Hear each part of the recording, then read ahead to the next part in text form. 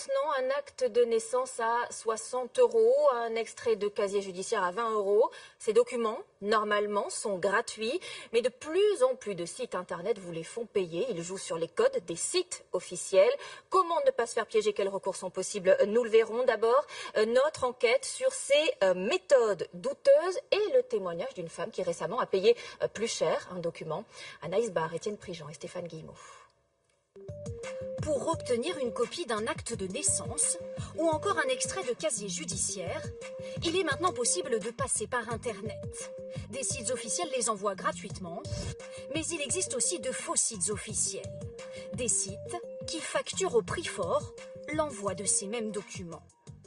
Stéphanie Pizzuti s'est faite piéger en commandant la nouvelle vignette anti-pollution.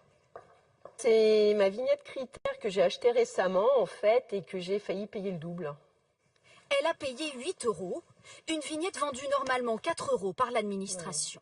J'ai tapé dans le moteur de recherche vignette critère et j'ai cliqué sur le premier lien sans me méfier. Le faux site est très crédible. On voit bien les vignettes, ils expliquent les différentes catégories en fonction des dates d'immatriculation.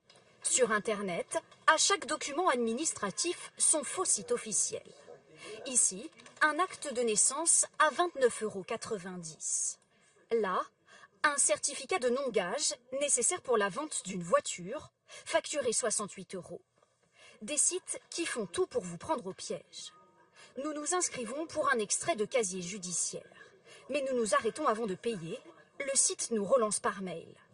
Nous demandons des explications sur la prestation proposée. On nous explique que le document est payant. Donc si je paye 19 €, j'ai le droit à quoi? Vous allez payer 19,90 € madame pour avoir quoi exactement? Pour avoir un casier judiciaire.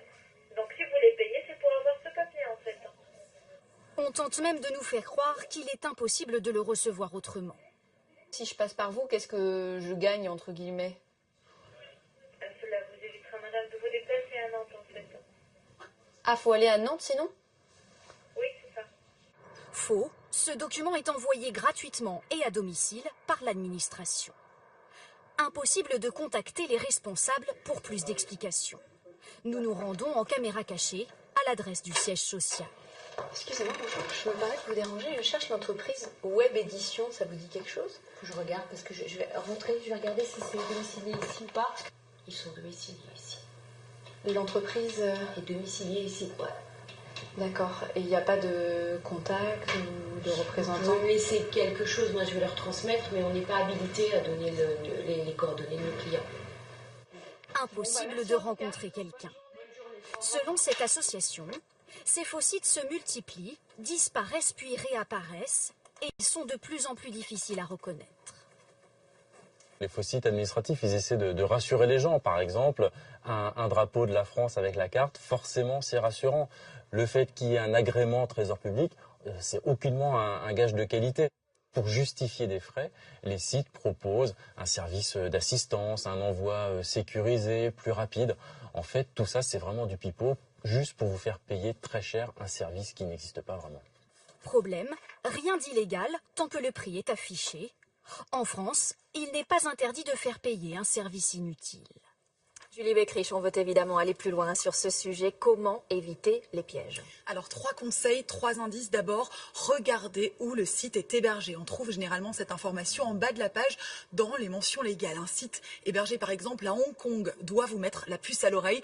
On ne voit pas pourquoi il faudrait passer par Hong Kong pour récupérer un acte de naissance français par exemple. Deuxième indice qui doit vous alerter, c'est si le service est payant, parce qu'en principe, toutes ces démarches pour obtenir des documents administratifs sont gratuites. Et puis, dernier conseil, toujours partir de ce site www.service-public.fr. C'est le site officiel de l'administration française qui renvoie vers les sites fiables et spécifiques à chacune de vos demandes. Bon, Julie, si je ne suis pas tous vos conseils, si je me fais avoir, quels recours sont possibles? Alors malheureusement, les recours sont souvent longs et fastidieux. Vous pouvez tenter de régler le litige à l'amiable en écrivant au site, mais ça devient plus compliqué si le site est hébergé à l'étranger parce que le droit n'est pas le même qu'en France. N'hésitez pas à vous faire aider par des associations de consommateurs qui peuvent vous guider et donner du poids à votre demande. Et puis, Pour que ces sites disparaissent un à un, il faut les signaler. Adressez-vous à la DGCCRF, la répression des fraudes, au 3939 ou bien par mail ou par courrier. Elle peut enquêter et engager des poursuites pour pratiques commerciales trompeuses. Plusieurs procès-verbaux ont déjà été transmis à la justice. Merci Julie Beckrich. On en